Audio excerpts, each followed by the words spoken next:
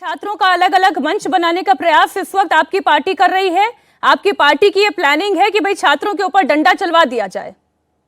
मीनाक्षी जी, बहुत शालीनता से मैंने पूरी वक्तव्य को सुना। उम्मीद करूंगा बीच में इंटरप्ट नहीं करेंगे, जो जेएमएम की गंदी आदत है। एकदम नहीं करेंगे। मैं सब सिलसिले वाइज जवाब दे रहा हूँ, सिलसिले वाइज जवाब दे रहा हूँ। पहला विषय, बार बार आपने जब नहीं करिएगा आप जब ये आपका डिबेट अभी शुरू हुआ, जब आप एसपी के पास गए तो आपने स्पष्ट रूप से कहा कि यूपी की मांग करते हैं, जिसको राजनीतिक बहरापन और राजनीतिक मोतियाबिंद है, उसका इलाज नहीं है। तो ये मीडिया हर विषय उठाता है। दूसरे पॉइंट पे मैं आता हूं, बार बार ये विषय निकल कर आ रहा है झारखंड के जेएमएम के प्रवक्ताओं के द्वारा कि हमने कौन सा लाठीचार्ज किया, हमने कौन सा पैलेट गन चलाया, हमने कौन सा वाटर कैनन चलाया। भाई साहब, झारखंड के युवा ना तो गंदी गालियां दे रहा है, ना तो घेराव करके सदन को जलाने निकल रहा है, ना तो पत्थर चला रहा है। झारखंड का युवा संवेदनशीलता के साथ देखिए, बीच में नहीं बोलो, बीच में नहीं बोलो, एक एक करके बात होगी।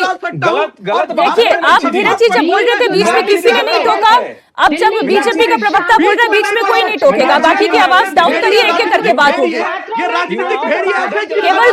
केवल एक प्रवक्ता की आवाज आएगी, उसके बाद अगले प्रवक्ता के पास जाऊंगी, तब उनको बोलने का मौका होगा। ऋषभ, अपने आप बात पूरी करें, फिर अन्य प्रवक्ता के पास।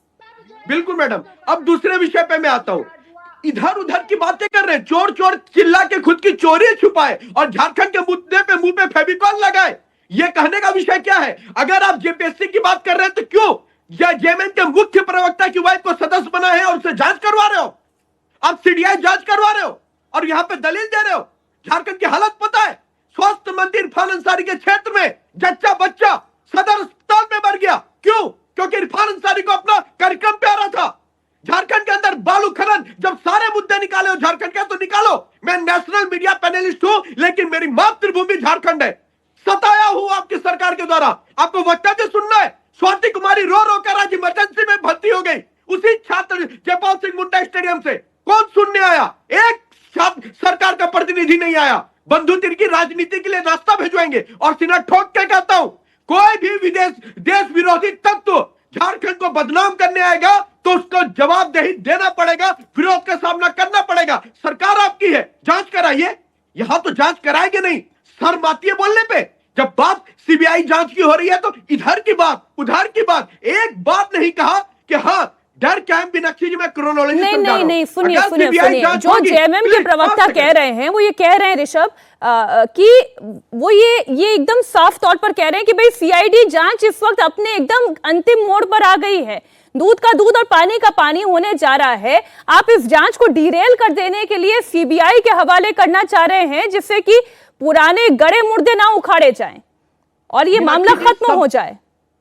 मीनाक्षी जी, सबसे पहला मांग क्या है मैं आपको बता रहा हूं। सबसे पहला मांग ये है कि भैया पहले एग्जाम को रद्द करो। सबसे पहला मांग है कि एग्जाम को रद्द करो, लेकिन ये मांग ये मान नहीं रहे। और दूसरा, सीबीआई जांच से क्यों डर रहे हैं मैं बता रहा हूं। 5 सेकंड में 5 सेकंड। ये सीबीआई जांच से इसलिए डर रहे हैं क्योंकि बात बसंत सोरेन तक जाएगी, बात टीडीपी टीएसआर के थ्रू बसंत सोरेन तक जाएगी, मुंबई की मीटिंग तक जाएगी। इसलिए डर रहे क्या हेमंत सोरेन की कुर्सी जाएगी, ये डर है इनको। लाइए फिर धीरज जी को, ऋषभ जी को एक साथ लेकर आइए स्क्रीन पर, ये बात जरा थोड़ी और खुल जाए। बंधु तिर्की के लोग को बैठाओगे वहां पे, बसंत सोरेन के तुम अपने पुत्र के अपने नेता के पुत्र को बचाने के लिए आप डिरेल मत कीजिए सीबीआई जांच के नाम पर इस जांच को। नहीं डिरेल होगा, नहीं डिरेल होगा। सरकार में अपने नेता को, बाबूलाल की बहू को, सुदेश महतो के भाई को तुम लोग जेपीएससी में जो भर्ती कराए हो, और अभी हाल में जो प्रवक्ता के बेटे को तुमने भर्ती कराया है, छात्रों में इस पर जांच होगा और सीआईडी ही जांच करेगी। राजनीतिक पर्सन को बैठाकर सुनिए